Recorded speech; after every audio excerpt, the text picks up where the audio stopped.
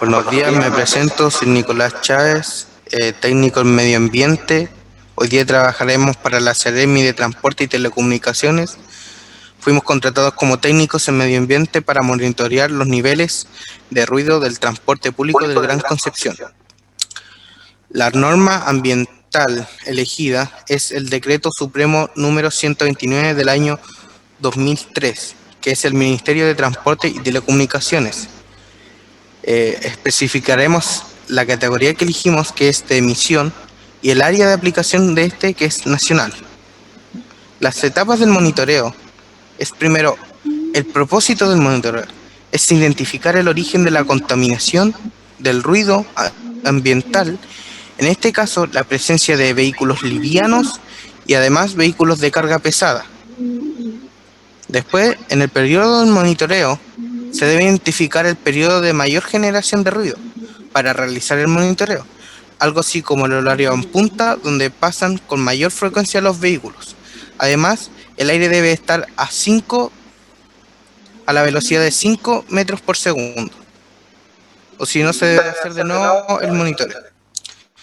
El espacio de monitoreo se debe realizar un reconocimiento al lugar, como por ejemplo, cuando se identifica el lugar donde se genera mayor cantidad de ruido, se observa el espacio afectado, tal como un colegio, un hospital, etcétera, cualquier lugar público.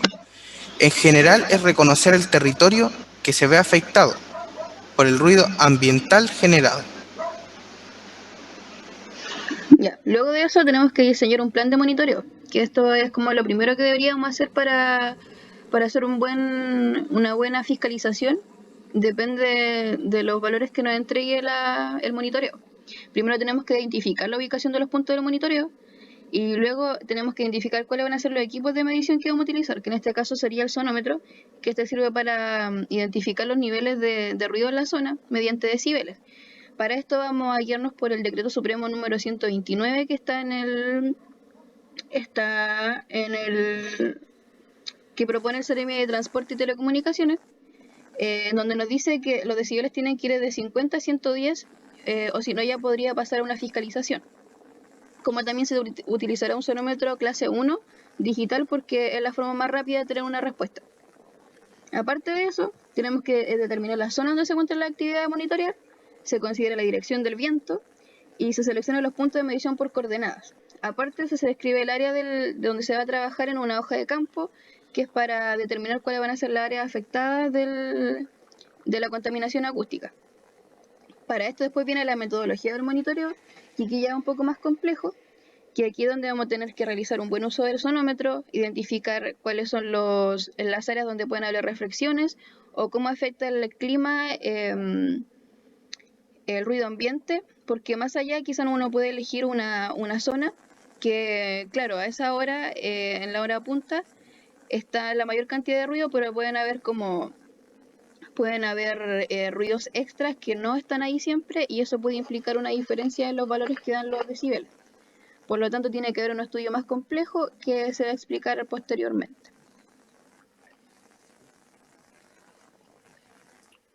Dentro de este proceso complejo, para poder mantener un adecuado monitoreo, se debe primero calibrar bien el sonómetro. Después se debe identificar bien las fuentes de ruido, si son estacionarias o si bien son dinámicas. Después debemos proceder a ubicar bien nuestros puntos de monitoreo. El sonómetro se tendrá que ubicar a unos 3 metros de los afectados, pueden ser peatones, puesto que mediremos el ruido del ambiente que genera el transporte público. Se tiene que identificar los parámetros del ruido ambiental. Es más que nada conocer nuestro lenguaje ambiental en temas de contaminación acústica, tales como la presión sonora continua, que sirve para comparar el riesgo de daño auditivo sonora máximo y mínimo, que como dice sirve para reconocer cuáles son los niveles máximos y mínimos de ruido en el momento de la medición. Ya para concluir, se debe medir el ruido, se tiene que identificar la clase de ruido, en este caso que sería fluctuante, ya que varía en intensidad. Todos los datos recopilados se deben anotar en una hoja de campo, los que luego se calculan mediante una fórmula y cuando se obtienen dichos resultados se hace una corrección de los datos. Como dije más arriba, a veces se presentan ruidos extraños o que no ocurren con frecuencia en el sector, o que simplemente el viento a veces choca con el sonómetro, lo cual hace que varíe la medición. Y como para finalizar, todos estos datos se van recabando en una hoja de campo para luego llevarlo donde un inspector y para que ellos vean si los datos están correctos y se pueda ver una fiscalización.